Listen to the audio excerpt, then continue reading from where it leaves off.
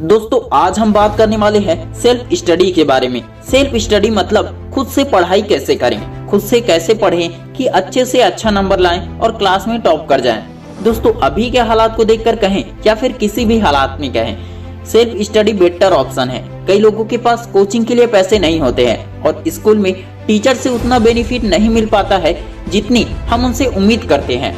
ऐसे हालात में हम सभी को एकलव्य की तरह ही खुद से सीखने और खुद से पढ़ने की कोशिश करनी चाहिए। मैंने भी अपनी लाइफ में बहुत ज्यादा टाइम सेल्फ स्टडी किया है और ज्यादातर स्किल खुद से ही सीखा है। सेल्फ स्टडी स्टूडेंट्स के लिए इफेक्टिव लर्निंग का एक महत्वपूर्ण पहलू है, क्योंकि न केवल यह किसी एग्जाम को क्वालिफाई करने में बल्कि चीजों को गहराई से समझने के लिए भी जरूरी है। सेल्फ स्टडी में कोई भी स्टूडेंट किसी भी टॉपिक को खुद के आधार पर समझ सकता है। इसमें स्टूडेंट खुद का ही टीचर होता है और स्टूडेंट भी होता है। जनरली बात की जाए तो सेल्फ स्टडी को स्कूल या कॉलेज के स्टडी के साथ करना बेहतर है, जब तक कि आप कोई कॉम्पिटिटिव एग्जाम या अन्य फील्ड की तैयारी ना कर रहे हो। स्टूडेंट्स में टॉपिक को खुद से समझने की स्किल विकसित होती है। किसी भी सब्जेक्ट के टीचर या लेक्चरर उपलब्ध नहीं होने पर भी उसे खुद से पढ़ा जा सकता है। कंपटीशन एग्जाम की तैयारी में बहुत हेल्प मिलती है। आत्मविश्वास बढ़ता है, क्योंकि जब आप किसी चीज को खुद से सीखकर उसमें अच्छा परफॉर्म करते हैं तो खुशी तो होती ही है। चीजों को समझने का दायरा बढ़ता है। क्वेश्चन को हल करने के लिए नए नए आइडियाज आते हैं। छात्र अधिक प्रभावी ढंग से सीखते हैं। जिज्ञासा बढ़ती है। सेल्फ स्टडी किसी भी परीक्षा में अच्छा प्रदर्शन करने के लिए बेहद जरूरी है। भले ही स्टूडेंट को स्कूल या कॉलेज में कितना ही पढ़ाया जाए, लेकिन जब तक वे उन टॉपिक्स को खुद से सेल्फ स्टडी करके नहीं पढ़ेंगे, उनसे अच्छे प्रदर्शन या थिंग्स को सीखने की उम्मीद नहीं की जा सकती।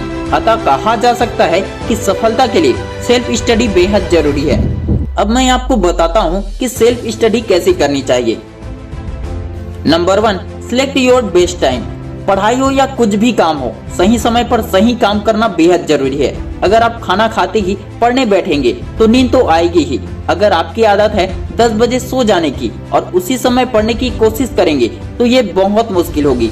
इन सब की आपको आदत है और आपका दिमाग, आपका मन अच्छी तरह से जानता है कि आप कौन से टाइम पे कौन सा काम करते हैं। मैं ये नहीं कह रहा हूँ कि सिर्फ सुबह ही पढ़ने का सही समय है या रात में पढ़ना ज्यादा बेहतर है। दोस्तों आपको आपसे बेहतर कोई नहीं जानता है, आपके माता पिता भी नहीं जानते हैं। इसलिए आपको खुद से ये समझना होगा कि कौन से समय में आप ज्यादा बेहतर पढ़ाई कर सकते हैं, सुबह में, दोपहर में, इवनिंग में या रात में। दोस्तों मेरा मतलब ये नहीं है कि जब आपका मन होगा तभी आप पढ़े। मन के वश में मत रहो, मन के राजा बनो, मन के गुलाम नहीं। कल पढ़ूंगा, बाद में पढ़ूंगा, ऐसे बहानों से दूर ही रहो, क्योंकि आपका सही समय तभी आएगा जब आप समय की कद्र करना सीख जाएंगे। नंबर 2, पढ़ाई के बीच में ब्रेक ले।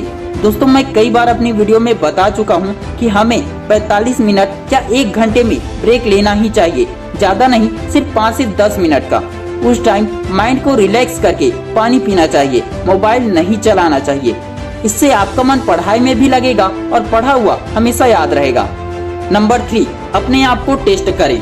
दोस्तों सिर्फ पढ़ाई करने से आप ये नहीं जान पाएंगे कि आपकी तैयारी कितनी हुई है और कैसे हुई है। इसके लिए ही स्कूल कॉलेजेस में टेस्ट लिया जाता है, तो आपको खुद से टेस्ट देना चाहिए।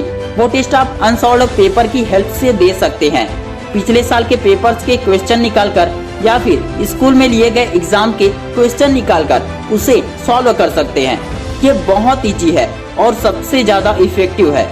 इस तरीके से अगर आप तैयारी करेंगे तो समझ लो 60% तैयारी इस एक ही तरीके से हो सकती है। खुद को परखने के लिए टेस्ट देते रहिए, ये आपको भविष्य में होने वाले इंटरव्यू के लिए रेडी करेगी। Number 4, avoid distraction.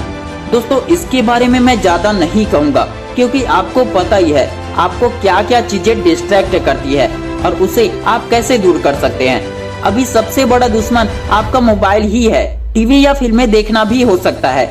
आप डिस्ट्रैक्शन को जितना ज्यादा अवॉइड करेंगे, आपकी पढ़ाई उतनी ही ज्यादा बेहतर होगी। आपका फोकस बढ़ेगा, टाइम बचेगा और तैयारी अच्छी होगी। Number 5, revision and repetition.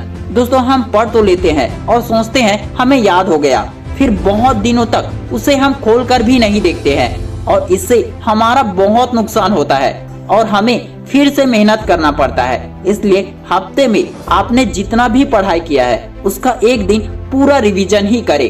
ये कोई मूवी नहीं है कि आप एक बार पढ़ेंगे और याद हो जाएगी। इसका आप रिवीजन करेंगे हफ्ते में और महीने में, तो ये आपको एग्जाम में भी कभी भी नहीं भूलेगा। बार बार रिपीट करने से पढ़ा हुआ हमेशा याद रहता है और पिछली बार जो हम नहीं समझ पाए थे वो भी आसानी से समझ में आ जाता है। इसलिए रिपीट करते रहिए, रिवीजन करते रहिए, ये बेहद जरूरी है। दोस्तों ये 5 टिप्स कभी मत भूलना। Number 1, select your best time.